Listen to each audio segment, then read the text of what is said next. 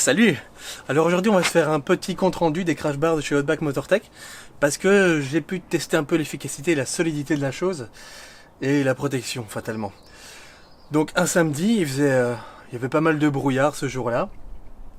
On s'était décidé de faire une petite sortie off-road avec des enduros. Impeccable, tout se passe bien, on fait de l'off-road, on commence, une petite heure passe et puis ensuite on arrive sur des pavés avec une petite butte sur le milieu. Le genre de chemin de tracteur tout simplement. Et en fait, à un moment donné, il y avait un carrefour que j'ai vu au dernier moment. J'ai pris peur, j'ai freiné un peu trop de l'arrière. Et en fait, la moto, elle a commencé à glisser, tout ça à 50 km/h. Et du coup, je me suis vautré. Parce que j'ai pas eu le temps de réaliser quoi que ce soit, que j'étais déjà par terre, c'était trop tard. Donc écoutez, la moto a traîné sur quand même une bonne dizaine de mètres, voire même un peu plus, je dirais. J'ai pas les chiffres comme ça exacts, fatalement, pensez bien, j'ai pas mesuré. Mais voilà, globalement, au niveau dégâts, à ce niveau-là, côté réservoir et tout le bazar, côté carter, rien du tout. Ça a super bien fait le taf, ça a bien encaissé les chocs. Nickel. Évidemment, c'est un peu griffé à ce niveau-là et à ce niveau-là. D'ailleurs, il y a un peu de roue qui s'installe parce que j'ai pas encore traité la chose. Cela dit, ça devrait être remplacé, donc soit, c'est un détail. Par contre, comme casse, ce que j'ai eu, malheureusement, donc la platine arrière, je l'ai pété. Parce que, évidemment, la moto, le cul s'est retrouvé de l'autre côté et est passé par la butte. Donc, ça a pété quelques trucs. Donc, platine arrière, elle a cassé net en deux. D'ailleurs, là maintenant, je vous passe les images de la casse, de ce qui reste.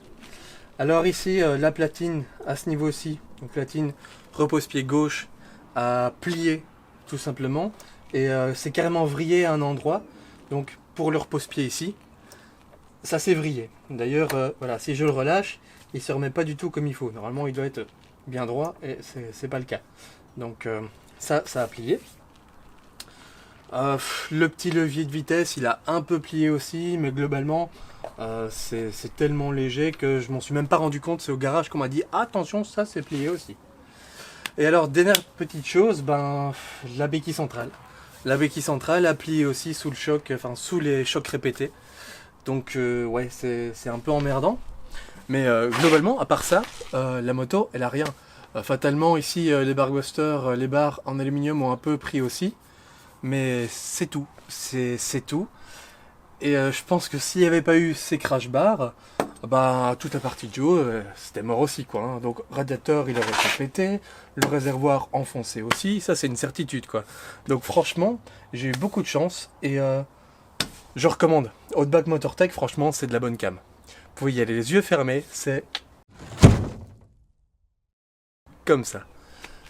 Écoutez, c'est tout. Hein. Globalement, j'ai fait le petit tour. Vous allez pouvoir voir les photos, etc. Les petits bouts de vidéo qui sont passés entre temps. Moi, je voulais vous faire simplement ce petit retour parce que j'y tenais. Je trouvais ça intéressant de pouvoir, en fin de compte, tester la solidité du matériel. Donc, voilà, ça a fait le taf. Moi, je m'en sors juste avec un bleu. Je sais pas si on le verra vraiment maintenant parce qu'il est presque parti. Ça fait 2 semaines et demie. Cette partie-là ici, c'était tout bleu, tout noir. Et c'est plus qu'un petit peu jaune. Donc franchement, pour la chute, je m'en sors super bien. Donc écoutez, moi je vous souhaite à tous une très très bonne journée, nuit ou quoi au caisse. On se revoit très très bientôt. Et ciao ciao!